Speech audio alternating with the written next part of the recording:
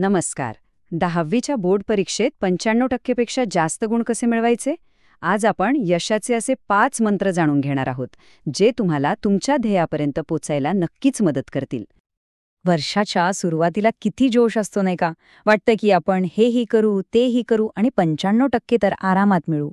पण मग हळूहळू जसजसा वेळ पुढे जातो तसं प्रेशर वाढतं, मोटिवेशन कुठेतरी हरवून जातं आणि अभ्यास नेमका कसा करायचा हेच कळत नाही.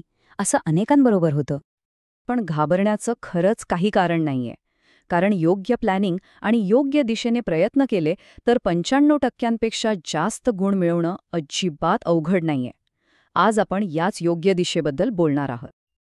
चला तर मग आपल्या यशाच्या प्रवासाची सुरुवात करूया. आपण ह्या 5 मुख्य मुद्द्यांवर बोलणार आहोत. योग्य नियोजन, स्मार्ट स्टडी, विषयानुसार खास स्ट्रॅटेजी, इफेक्टिव्ह रिव्हिजन आणि सगळ्यात शेवटी उत्तम प्रेझेंटेशन. चला पहिल्या मंत्रापासून सुरुवात करूया. म्हणतात ना, कोणतंही मोठं काम सुरू करण्याआधी त्याचं प्लॅनिंग पक्कं हवं. बोर्ड परीक्षेच्या तयारीचा पाया मजबूत करण्यासाठी नियोजन हा आपला पहिला आणि सगळ्यात महत्त्वाचा मंत्र आहे. यशाची पहिली पायरी म्हणजे काय?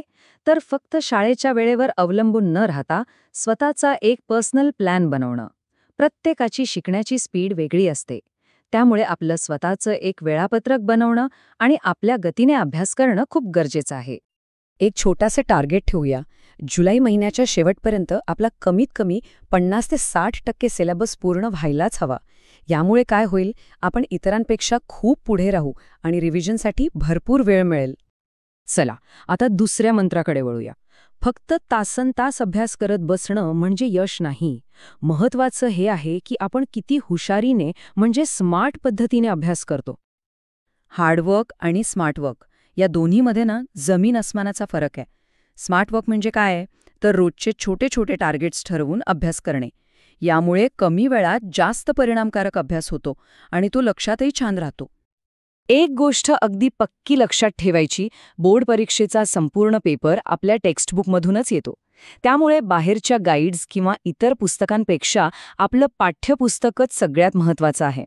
आणि हो, स्वतःच्या भाषेत नोट्स काढल्या तर उत्तरपत्रिका तपासणाऱ्यावरही एक वेगळा आणि चांगला प्रभाव पडतो. आता पुढचा मुद्दा. प्रत्येक विषयाचा अभ्यास करण्याची पद्धत वेगळी असते नाही का? गणिताचा अभ्यास ज्या पद्धतीने करतो तसा इतिहासाचा करून नाही चालणार.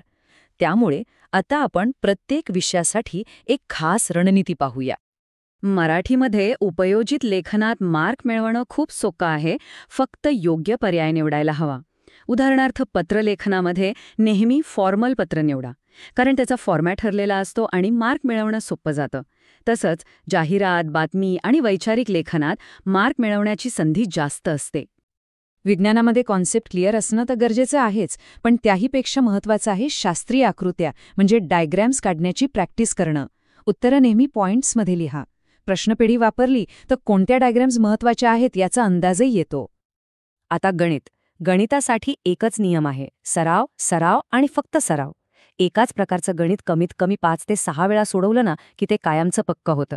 आणि सामाजिक शास्त्रांमध्ये पाठांतरावर आणि टेक्स्टबुकच्या शेवटी दिलेल्या प्रश्नांवर लक्ष देणं जास्त फायद्याचं ठरतं. चला आता आपण त्या टप्प्यावर आलो आहोत जिथे वर्षभराची मेहनत प्रत्यक्ष रिझल्टमध्ये बदलते. तो टप्पा म्हणजे रिव्हिजन. अभ्यास कितीही केला तरी योग्य रिव्हिजन शिवाय तो अपूर्णच आहे. तयारीच्या या शेवटच्या टप्प्यात 3 गोष्टी सगळ्यात महत्त्वाच्या आहेत. एक म्हणजे रिव्हिजन, दुसरा म्हणजे सराव परीक्षा आणि तिसरा म्हणजे शांत डोकं. या 3 गोष्टींवरच आपलं यश अवलंबून आहे. सराव परीक्षा किंवा मॉक टेस्ट म्हणजे काय? सोप्या भाषेत सांगायचं तर फायनल परीक्षेची एक ड्रेस रिहर्सल. यामुळे टाइम मॅनेजमेंट कसं करायचं हे कळतं, कोणते विषय अजून कच्चे आहेत ते समजतं आणि मुख्य म्हणजे परीक्षेच्या दिवशी येणारं टेन्शन कमी होतं. आणि आता शेवटचं पण तितकाच महत्त्वाचा मंत्र. आपण वर्षभर जी मेहनत घेतली आहे ती परीक्षेच्या पेपरमध्ये प्रभावीपणे कशी मांडायची हे शिकणं खूप महत्त्वाचं आहे. हे नेहमी लक्षात ठेवा, अशा स्पर्धा परीक्षांमध्ये एक एक मार्क खूप महत्त्वाचा असतो. आपली उत्तरपत्रिका जितकी स्वच्छ, सुवाच्य आणि नीटनेटकी असेल तितका तपासणाऱ्यावर चांगला प्रभाव पडतो. आता काही अशा चुका आहेत ज्या हमखास टाळायलाच पाहिजेत, जसं की पेपरमध्ये खूप जास्त खाडाखोड करणं, प्रश्नांचा क्रम चुकवणं किंवा एकाच प्रश्नावर खूप जास्त वेळ घालवणं. या छोट्या वाटणाऱ्या चुकांमुळे आपलं मोठं नुकसान होऊ शकतं. त्याऐवजी ह्या काही सोप्या सवयी लावा. प्रत्येक नवीन प्रश्न नवीन पानावर सुरू करा, उत्तरं नेहमी पॉइंट्समध्ये लिहा, प्रश्न क्रमांक बरोबर टाका आणि सगळ्यात महत्त्वाचं, संपूर्ण पेपर वेळेत पूर्ण करण्याचा प्रयत्न करा. हे गणित विसरू नका, 80 गुण लेखी परीक्षेचे असतात तर 20 गुण शाळेच्या हातात असतात. त्यामुळे शाळेतले प्रोजेक्ट्स, तोंडी परीक्षा किंवा प्रॅक्टिकल्स यांना अजिबात कमी समजू नका. हे 20 गुण टक्केवारी वाढवण्यासाठी खूप महत्त्वाचे ठरतात. तर थोडक्यात सांगायचं तर हे आहेत ते यशाचे 5 मंत्र. पहिलं, योग्य नियोजन. दुसरं, स्मार्ट अभ्यासतंत्र. तिसरं, प्रत्येक विषयासाठी वेगळी रणनीती.